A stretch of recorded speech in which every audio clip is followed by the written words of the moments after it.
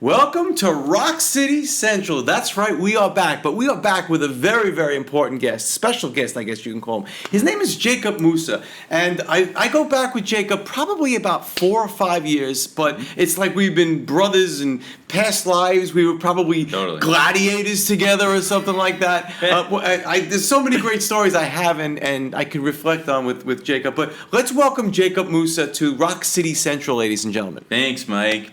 So happy to be here. I mean, what a great thing. I appreciate you coming. You came from Jersey, but more towards northern Jersey, right? Actually, we're kind of South Central. We're in Cranberry. So, okay. Yeah, just outside of Princeton. Oh, gotcha. Yeah. So, for those of you, I'm going to just give a little background about how we met and all that great stuff. Totally. But the first memory I have meeting Jacob Moussa was somebody came up to me and said, "We just hired this guy, and he's just like you." I'm like, "Great. He loves to read books. Great. He seems like he's really educated. Great." So I didn't know if it was a compliment to me or a compliment to you, but I'm like, I got to meet this guy. And I didn't see you, but I heard your laugh. And ladies and gentlemen, the laugh that you'll be riveted, right? As soon as you get that Jacob Moussa laugh, it's like all over. And you'll say, wow, that's the laugh that really reminds me of Jacob, because he's always happy, always positive, always upbeat, inspirational. I mean, you've inspired me to do lots of things. And I told you about this Rock Out Loud music school as it was a thought. So you knew this, right? Yeah. You knew this before then. But what I do want to start was how, and the premise of this is how everything happens for you and not to you.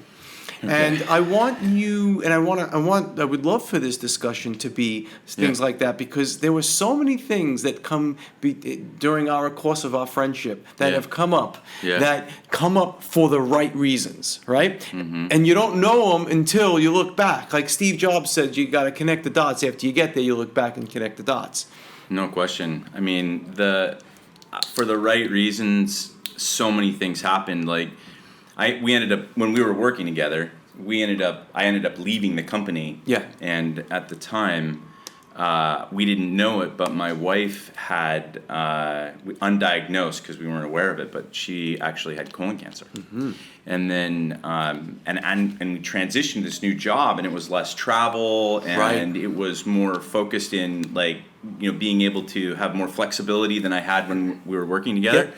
And then once we learned that she had cancer, I mean, Mike, I was so, like, needed every ounce of flexibility we could have to try and support her through that period. So even though the transition from work to this other job and the stress of it, but because of the flexibility, it had to have happened for us, because there's no other way that we could have done what we did to support her through her surgeries and all the other stuff without it. And at the time, it was so scary and weird and all of those things, but we made it work, and she's cancer free now. That's fantastic. All the rest of that stuff, but great. It was a big deal. But it seems like, and this is how I guess I would look if I was to look at Jacob at a very, very high level. I would watch your path, saying it all happens for a reason. And the first thing was when you moved from Florida to New York, or New Jersey, right? New Jersey, absolutely. And the first, I remember so much about our relationship. You first said, Mike, the people, they were about to buy the house, and now they're not buying it. Now it's back on the market. Now I got 2 houses. What am I going to do? And what happened? Like a couple of days later, you sold it for more money. We sold it for more money. Like, there was... Isn't that amazing? There were so many things that happened, Mike, to get up here. And that's one of them. Like, when we got here, to give you guys, like, one of the craziest stories, how we ended up in the spot that we were at, is Missy had a friend, that's my wife's name, Missy. She has a friend who happens to know somebody who's going to sell their house, hasn't sold it yet, and happened to call her, happened to say, hey, do you want to sell your home? And then, usually in the market at the time, homes were selling like crazy, but we happened to find a home that, somebody was about to sell, sold it to us, we bought it off market. Like, there were just so many things that happened for us to make it to Jersey. It was outstanding. But how was your state of mind when you first, you're just moving to Jersey and your house decides to not close because for whatever reason? You must have been like, oh my God. we were not calm. We were not calm. We were worried. Yeah. And you have we had 2 kids and we had a moving date and But wait a second. Yeah. Let's not forget about the time you were going from, I think it was Florida to New Jersey, and your son Stone threw up all over the bed. You dude. had no sleep. You came in like a ragged guy. It was horrible. Do you remember that story, We by have the way? endured. We have endured. Yes. Yeah, the kids will always keep you young. Yes, and absolutely. You have to absolutely. be flexible, but man, they at times they'll test you. My son tested me like no other that week. I remember I was talking about that too. I Yeah, was he like, it's all tested right. me. Oh man. But yeah, you're gonna miss those days. That I assure you, you will miss those days. They're 10 and 11 now. Mine are younger than yours, but yeah, you are gonna miss them. You know, Yeah. they go by quick for Absolutely. sure. And that was the first thing. So you Yeah. go from Florida, and then things are going great when you move to Jersey, and all of a sudden that falls apart or whatever it is. Yeah. And then there's like one after the other. But you have a great story about your wife and yourself trying to have a baby. You adopt, and then you have this miracle. There's Another no thing, question. how is this life happening for you all the time? It's like gift after gift after gift, right? There's if you're open, which we had to be because we tried for 7 years Right. to have children, and my wife was actually the catalyst for it. She drove us. She was like, I want to be a parent, and I'm like, I want to be a parent too. We need to let go Right. of this whatever we were doing, and then we were on the wait list for an international child, and then we happened to get a phone call. My wife happened to get a phone call one morning while we had done all the paperwork. We were just waiting, and then the morning we got a phone call at 8:30 a.m. and my wife was like, it happened to be a midwife from a friend of ours saying, "Do you want to adopt a baby girl today?" Wait. So wait a second. I didn't Yeah, even know today. this. So Yeah. Juliet. Juliet, yeah. So Juliet is not in an adoption agency, No. and all the legwork that you did in the paperwork for an adoption agency, Yeah. and then you just get a phone call. Phone call, yeah. So Holy crap. It's completely so we're sitting there. Well, I was sitting at work, and my wife was sitting beside a friend of hers. So she takes the phone call. She's like, "Do you she happened to be a midwife, and the midwife was at the hospital helping a 17-year-old girl, give birth."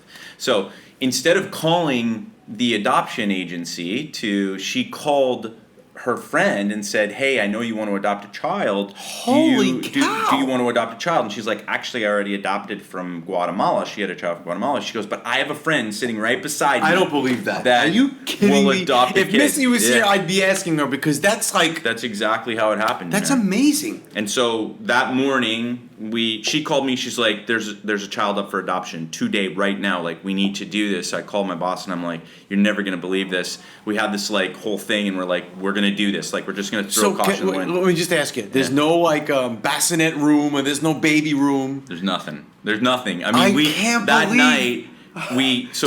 The quick story. So we end up getting to 11:30. We were able to figure everything out. We got to the adoption attorneys, because by the way, it was a private adoption, so there's no agency in the middle. So it's like lawyer to lawyer, and so we were able to get the paperwork. Got in there. She signed the paperwork by 5:30 that day, and we had a child. And that was it. So it was Oh like my gosh. 7 years and however many months to sign the paperwork, child. Do you got to think that somebody's looking over you with all of your, and I don't want to call it luck, because you put yourself in these great positions, right? You're a really hard worker. You're one hell of a guy. I love you Yeah. like a brother. Love you But too, bud. do you think something is looking over you, because you have so many great stories of great things that happen to you? You know what the crazy part about it is we all have great stories and we all have really big challenges, but I think it just depends on your mindset. Like, to me, it's all about mindset. There is no question whatsoever. You either have the ability to overcome some of the most painful things and make you stronger, or not, and they can either consume you or you can get stronger from it. And my wife and I just did that. I mean, we've been married 20 years. We got married when we were 23. That's atypical today, but we have a very strong marriage. But that's not because it was perfect. It's because it was really hard, and we just kept at That's it and right. kept at it, and all those challenges brought us closer. And now, the crazy part about it is we adopt Julia, which was an absolute miracle, and she's a day old. We waited for the next day to pick her up. So the couple funnies. One was Holy my since my wife wasn't pregnant and we go into the hospital, every expecting mother, once they give birth and they come out of the hospital, is required to be in a wheelchair because of liability. Mm-hmm. So my wife is perfectly able to walk. She's never not been pregnant or whatever, but because we're in the hospital, they had to stroll her out in a wheelchair. It was hysterical, you know. So wait, who named her Juliet? We both did.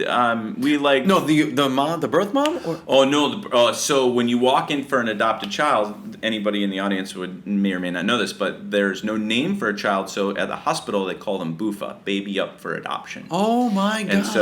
And then all the nurses have names, like they think they use ethnicity or whatever, and they're like, maybe you're gonna be a Maracita, or maybe you're gonna be whatever, and they give them names until the parents come. Why and say, Juliet? What's her name? Yeah. Why Juliet? It was kind of an homage to Missy's ethnicity and mine.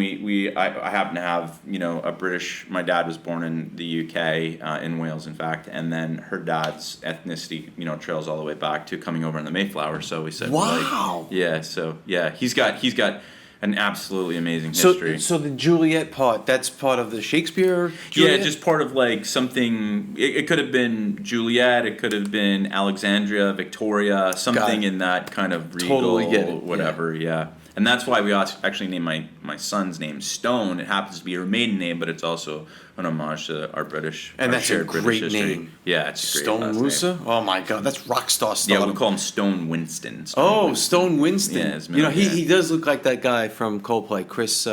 What's his name? Oh, I don't. Chris, what's his name? From Coldplay.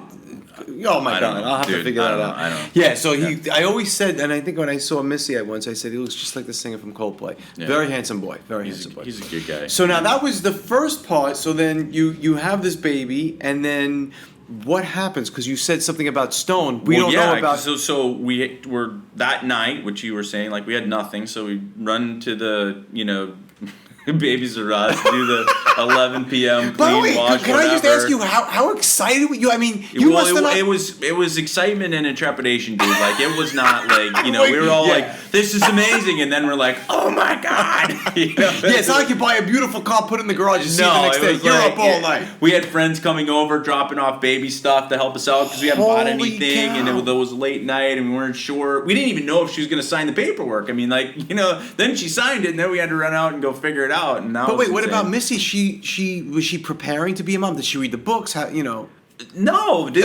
We were on the wait list for she must. Yeah, it's a 2-year deal when you do international adoption. Wow. So we were like waiting. We were just waiting. I mean, all the paperwork was done. Our dossier had been converted into Korean because we're going to do South Korea, and then it was like this whole miracle, man. Well, we call her our angel, right? Yeah. Because she came to us, and we always believe that there's obviously a reason. But then, and we call my son Stone our miracle because we just never expected to have a biological child. It was never in the cards for us. We thought. Amazing story. And then she happened to, 3 weeks later, say she's not feeling good. Wait. 3 weeks after you have Juliet. It's 3 weeks, dude. It was 3 weeks.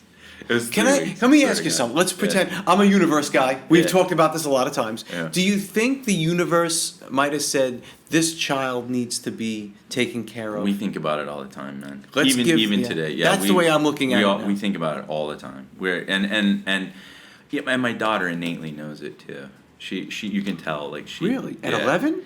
She just says stuff like she says stuff that's like yeah, dad. Like she has no concept of her birth parents.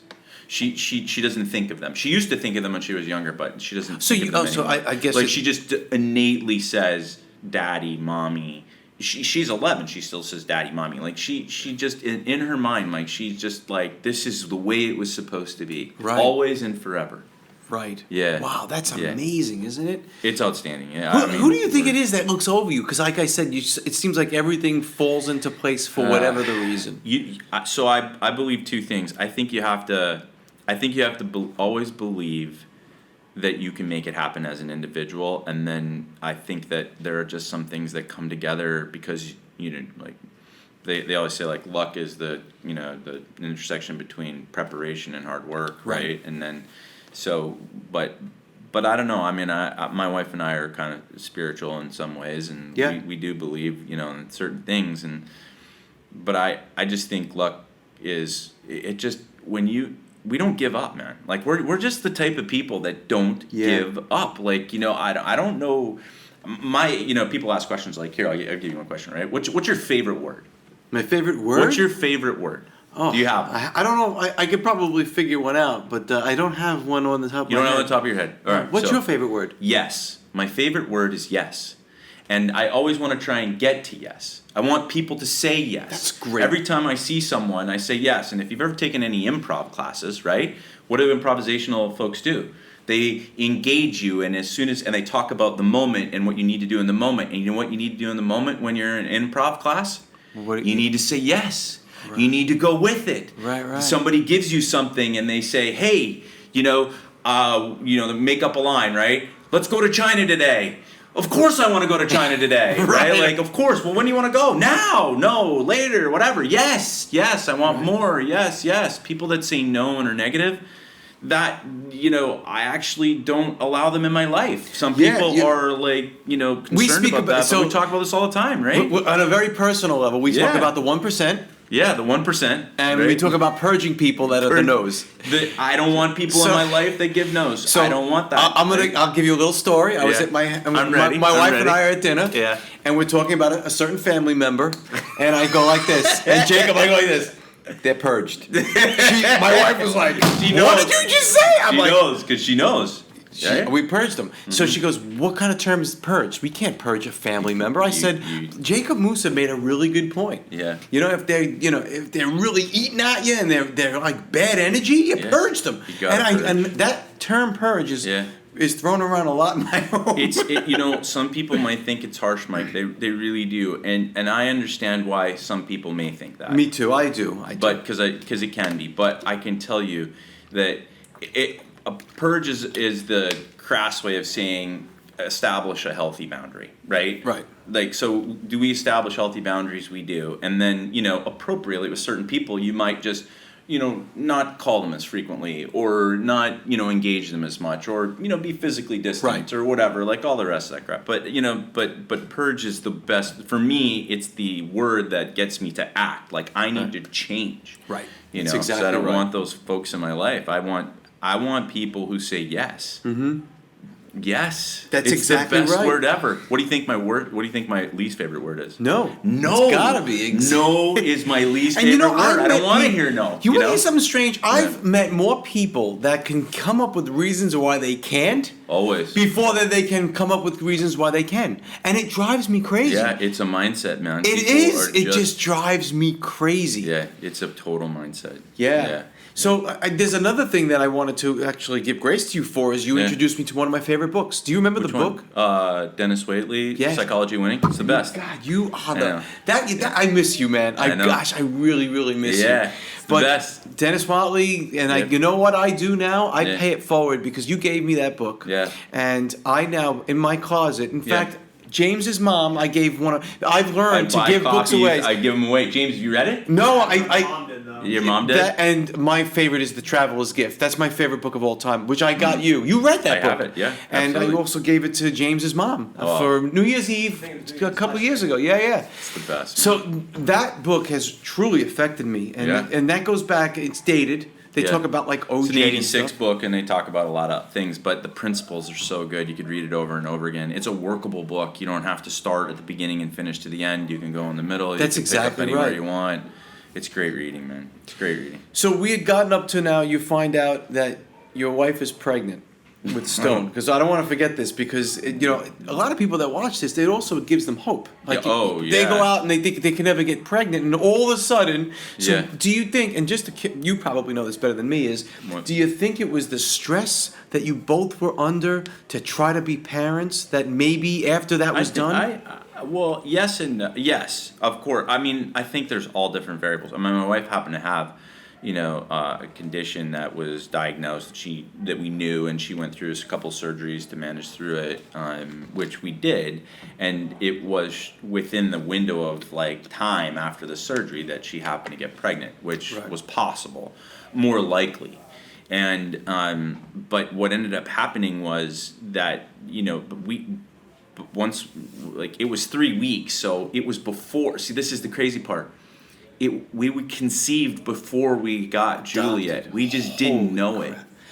Let me ask you then. What if you found out before Juliet? We wouldn't have stopped. No way. Really? No way, dude. No, we had tried for 7 years. No, and wait. It was brutal. Would Missy say this? So, just curious. You find out that you're pregnant, and the phone call comes in. Hey, this is Absolutely. You would have taken him? Oh no, Absolutely. kid! I would have never. Oh, yeah, I mean, you would have thought that you did it. My wife, when we first got married, she said this word. She goes, "We're just gonna pop them out. I want babies." She wanted multiple children. Wow. 2 was enough. 2 ended up being enough because we got 2 within 8 months apart, right? So they're 8 months apart. So they're like, it's like twins. So, but yeah, we absolutely would have had more kids. Wow, that's a beautiful I wanted more story. too. I'd have a brood of them, but she's different in terms of, like, because we come together really well. I don't mind a little chaos. She likes things a little bit more structured. I like certain things structured. She doesn't mind a little bit more chaos in some ways. So yin and yang. It makes everything work out perfectly. It works out. Yeah. So we spent a couple of years, becoming friends, and you were the life of the party. You were always the guy. What I loved I love about you or working with you was every single time you brought this energy with you, every time. And Thanks, you can change a room like that. I There are try people to. that bring it down. Yeah. And there are people that can change a room. So whether it was bringing in bagels at 7 o'clock in the morning, and hey guys, I got bagels, you know, you were always so thoughtful. I'm sure you brought that to your new space, but I miss that terribly about you. Well, you know what I miss about you is I miss about being able to just sit back and just step back for a moment and talk about bigger things than the day, the work, the annoying stuff. I don't have a lot of people that I can talk about that stuff with, and so that's, I think, why we stay connected. Yeah. There's only a handful. That's why we talk about the 1%, right? That's less exactly than the right. 1%. There's a handful of people that are willing to be honest and have integrity and admit fault and be, humble and all that stuff and not lie and like just doing the right thing. Just do the right thing. Like that's true. So I know that you're in finance, and I'm in finance too, in a way. I guess you're a lot smarter in terms of investments and stuff like that. I guess the question is that your goal in life to do that, or what's your passion? My number one passion is helping people. That's why I like being a manager and a leader. I get the greatest amount of joy when I watch somebody else be happy, be successful, achieve a goal. Right. Whatever it is they do, like almost like this music school, right? Like, what is it? Like, what do you like about the music school? You love the joy of children, and they're learning something new, and the pride that comes with it, and the creativity that they express, and they find their own minds and stuff. And that's the same way I am, but I like it with achieving objectives, and I want people to be, like, I could have never done that, or now I was able to do it, and thank you for encouraging me. You showed me something that I didn't think I could do, or those things just drive me. So eventually, I don't want to be out of corporate America. I want to be a teacher. I want to be a board member, a consultant. But the point of the whole thing is so that you can be in like an advisory capacity, right? Helping other people. But you have to go through the crap too, Mike, to give good advice. Like, you can't just give unexperienced advice. Nobody gives a crap about that. Like, well, what would you start with? What would be the industry? Would it be finance, or would you do something? When you said teaching, what would you teach? I personally, I would teach probably like behavioral economics, psychology 101, economics 101. I had the best econ professor. He was just like, he would never talk about, he wouldn't tell you. He would use the phrase the economist would say, and he'd personify economic thought into a bucket so that he wasn't the economist. And just talking at you as a teacher, he would say, well, if in this thesis, in this mindset, in this framework, this is how these ideas might, they might respond or something like that. It was awesome. It just helped you think, and so you don't, like, you instead of becoming something that you are and that's your identity, you can set it over here and think about it and talk about it, and it's it separates itself. It was fantastic. I love it. But you just said you like helping people. It seems like you could probably make a big dent in people who really need help. I'm not talking about just the finance people. Like I love giving back to my community, and I see things that I could do. Sure. Whether it's just getting somebody out of the street and getting them a job, simple things like that. But you are such a motivator, and you're just such a people. You can change people like that. Yeah, I engage with so I love engaging young minds. I not young like young age, but young like experience, and so.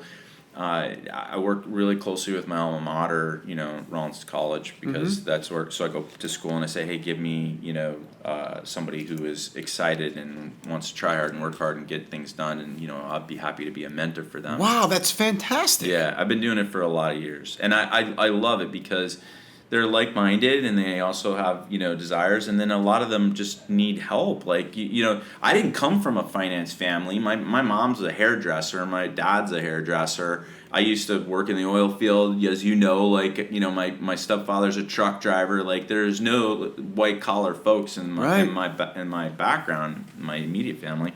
And so, there is now. Life has changed quite a bit, but back then when I was getting a degree and stuff, my mom still at the time was say, you're getting a master in economics, and I was getting an MBA. Like she just didn't know. Even now, I can't even describe to her what I do. Wow. But the point of that whole story is that where you come from, I didn't have any help, and so I always felt like I had to figure it out on my own, and that's really tough, and you make more mistakes. And one of the things I think everybody as they get older wish they would do is take some advice that was really good from their parents or from somebody.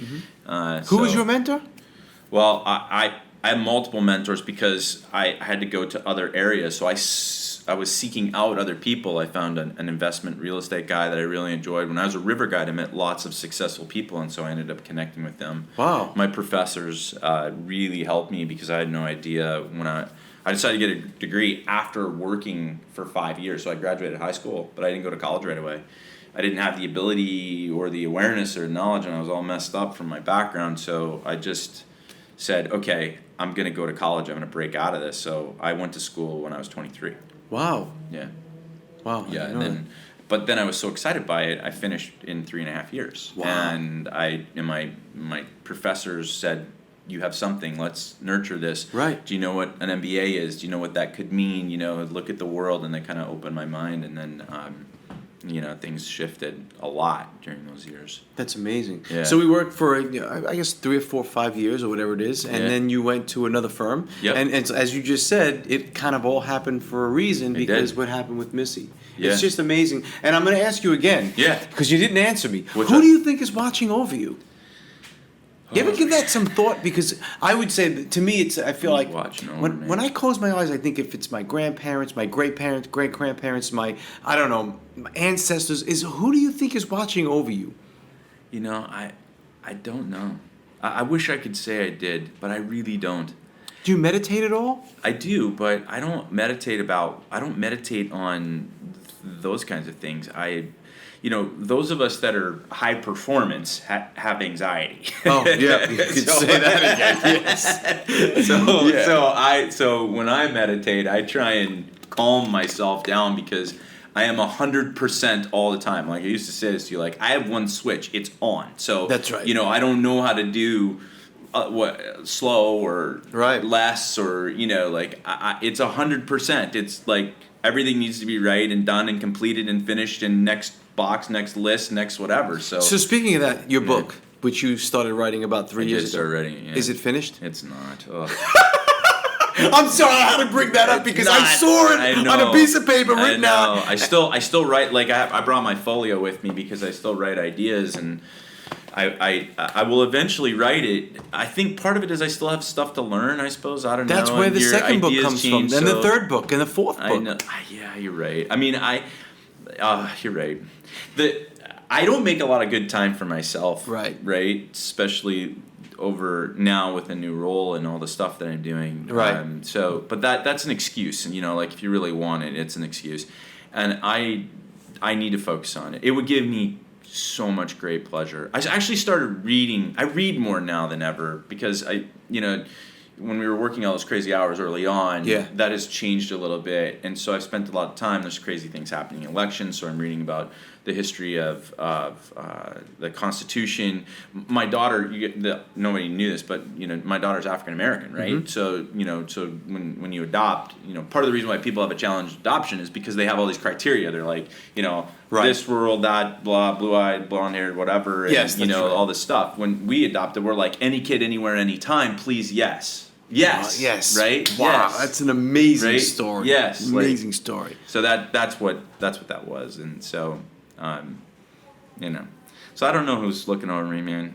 Whoever is, I'm just thankful. How about that? Yeah, absolutely, Yeah. absolutely. So what I'd like to do is I'd like to just wrap this up, and the way I wrap these podcasts up is I ask you a question, and it's a great question to reflect upon. So the Yeah. way it started was I remember with myself. It must have been 10, 15 years, 20 years ago. I just bought a restored car. I'm a big Mustang guy. A 1966 Ford Mustang convertible. Yeah. And it was a rotisserie restoration, and in fact, my son's birthday, I used it as the VIN because it was like a trash thing. It was a beautiful car. Yeah. And as I park it in my garage, my dad's there because my dad's a big Ford guy too, and we're closing the garage door, and I said, Dad, I love this car. And then he looked at me, he said, Mike, everything that you own in this life will one day be owned by somebody else. Yeah. What are you doing it for? So I'm going to ask you, what are you here for, Jacob Moussa? What am I here for? I mean, I think the best thing I could say is, like, I'm just here to make the world a better place. I mean, I know that sounds cheesy, but... What's your legacy? What do you want that to be? When Juliet and Stone So watches this actually, in 15 years. That's that's a really great question because I'm a planner, right? So I brought my folio because I didn't know what we're gonna talk about, and I have all these things that I want to accomplish. I write them down. I focus on it. So what's my legacy? I mean, if a close friend of mine passed away 10 years ago, and then his son just passed away this year. So a decade later, his oldest son passed away. And so I'm listening, I'm watching the funeral because of COVID. We couldn't, be there. And then, and I sat, but and you think every time you see something like that, your mortality, right? You're like, what's going to happen? And like, who would come to my funeral? And what would they say? So, I just would hope that if at the end, like first of all, I wouldn't want anyone to be sad because they would say he lived a great life. Yeah. So that's the first thing. Like, I like the Irish side of things with the like joy and the celebration and the song and all that. That's right. Part of what I would love to invoke.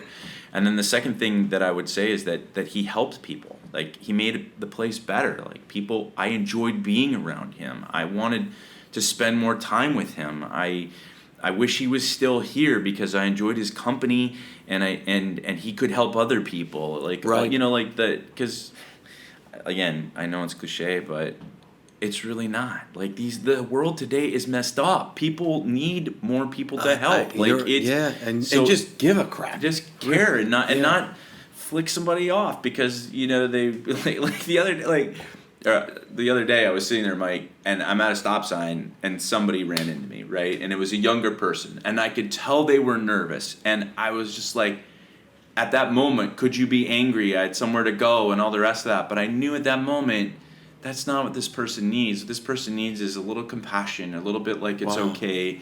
Like, don't worry about it. It'll be fine. I've done this before.